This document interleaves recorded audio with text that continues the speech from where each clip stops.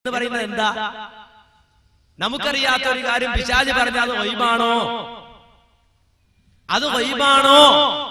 അതിന് പുസ്തകം വായിക്കാൻ പറഞ്ഞുതരാം. ഗൈബ് എന്ന് പേര് പുസ്തകം. ആരായി പുസ്തകം എഴുതിയത്? ഡോക്ടർ ഉസ്മാൻ സാഹിബ്.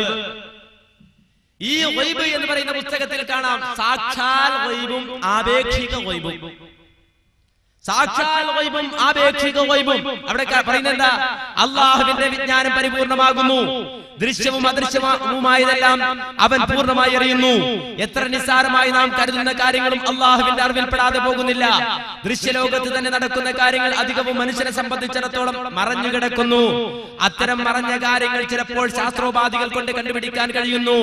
പരമാണുവും ബാക്ടീരിയയും വൈറസും മറ്റും മൈക്രോസ്കോപ്പിന്റെയും ഇലക്ട്രോണിക് മൈക്രോസ്കോപ്പിന്റെയും സഹായം കൊണ്ട് ദൃശ്യമാകുന്നതിന് മുമ്പ് മനുഷ്യരെ സംബന്ധിച്ചിടത്തോളം ഗൈബ് ആയിരുന്നു. അതുപോലെ തന്നെ ഒരു മുറിയുടെ അകത്ത് നടക്കുന്ന കാര്യങ്ങൾ പുറത്തിരിക്കുന്നവരും ഗൈബ് ആയിരിക്കും.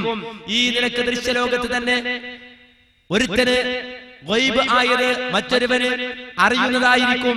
ഇരുട്ടിൽ മനുഷ്യന് കാണാത്തത് പൂച്ചക്ക് കാണാൻ സാധിച്ചേക്കും. ജിന്നിന് കാണുന്നത് മനുഷ്യനെ കണ്ടില്ലെന്ന് വരാം. ഇതെല്ലാം സാക്ഷാൽ ഗൈബല്ല. ഇരുട്ടത്ത് മനുഷ്യന് കാണാൻ പറ്റും, പൂച്ചക്ക് കാണാൻ പറ്റും. അപ്പോ പൂച്ച ഗൈബ് അറിഞ്ഞിരിക്കുന്നു, പൂച്ച ഗൈബ് അറിഞ്ഞു എന്ന് വിശ്വസിച്ചാൽ കാഫിറാകും എന്നൊരു സുല്ലമി പറഞ്ഞ പ്രസംഗിച്ചാല് മൂപ്പര ഉടനെ എവിടെയെങ്കിലും കൊണ്ടുവന്ന് കാണിക്കണം എന്നല്ലാതെ എന്താണ് സംബന്ധിച്ച് പറയാ? ഇരുട്ടത്തേക്കാണ് പൂച്ച അടുത്തിട്ടുണ്ട്, പൂച്ച കാണുകയാണ്, പക്ഷെ മനുഷ്യൻ കാണുന്നില്ല. അപ്പൊ പൂച്ച പോയി പറഞ്ഞു, നമ്മൾ പോയി പറഞ്ഞില്ല എന്ന് പറയണോ? പറയാമോ? മനുഷ്യൻ കാണുന്നില്ല, ജിന്ന് കാണുന്നു എന്ന് പറഞ്ഞാൽ ആ ജിന്ന് പോയി പറഞ്ഞു, മനുഷ്യൻ പോയി പറഞ്ഞില്ല എന്ന് പറയാമോ? പറ്റൂല. അത് സാക്ഷാൽ ഗൈബല്ല.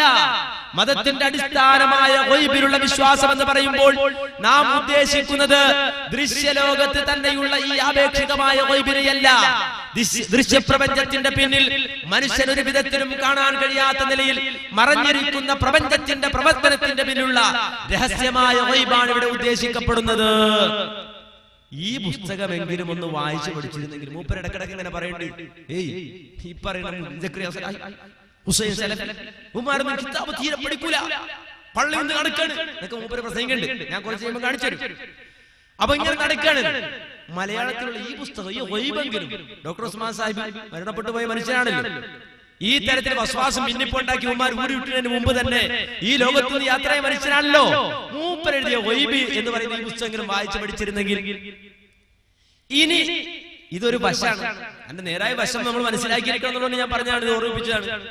അതൊന്നും ശരി, നമുക്ക് സമ്മതിക്കാം, അത് ഗൈബാണ്.